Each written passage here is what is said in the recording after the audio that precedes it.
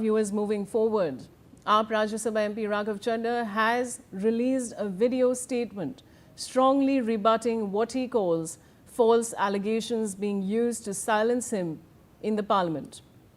In the video titled "Silence Not Defeated," Chaddha says he has consistently raised people's issues in the House and questioned whether speaking for the Aam Aadmi Party has now become a crime. He alleged that his own party, the AAP, wrote to the Rajya Sabha Secretariat asking that he not be given any opportunity to speak. Chaddha asserted that he's been silenced but remains undefeated and vowed to continue highlighting public concerns. Let's listen in. जनता के मुद्दे उठाने गया हूं। पहले मैंने सोचा कि बात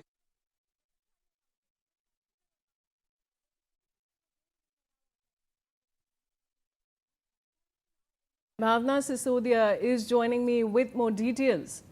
भावना, आप हमें और क्या जानकारी दे सकते हैं?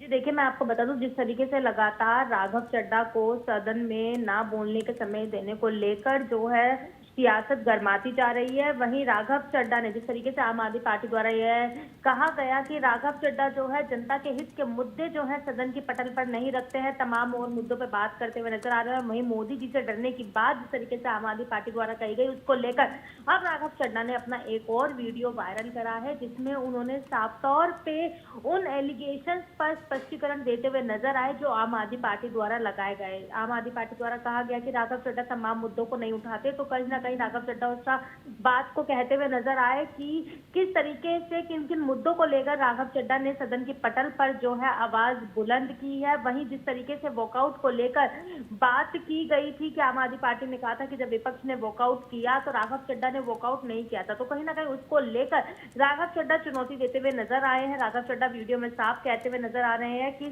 संसद के अंदर सभी जगह सीसीटीवी कैमरा लगे हुए हैं और ऐसा नहीं हुआ कि जब विपक्ष ने वॉकआउट किया हो तो राघव चड्ढा ने वॉकआउट नहीं किया है। तो राघव चड्ढा ने साफ कहा कि सीसीटीवी फुटेज निकलवा कर देख लिया जाए, दूध का दूध और पानी का पानी हो जाएगा। वहीं जिस तरीके से शुक्रिया भावना हमारे साथ जुड़ने के लिए, and we are going to tell you viewers what Raghav Chadha said. Let's play his bite out. Same भाषा, सेम बातें, सेम आरोप, ये कोई कोइंसिडेंस नहीं है, बल्कि एक कोऑर्डिनेटेड अटैक है।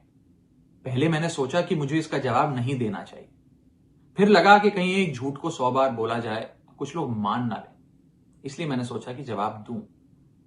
आम आदमी पार्टी ने 3 आरोप लगाते हुए यह कहा कि इन 3 आरोपों की वजह से हम राघव चड्ढा को पार्लियामेंट में बोलने का मौका नहीं देंगे। राघव चड्ढा के पार्लियामेंट में बोलने पर रोक इसलिए लगाई गई क्योंकि उन्होंने ये 3 गलतियां करी। मैं एक एक करके इन तीनों पर आपसे बात करना चाहूंगा।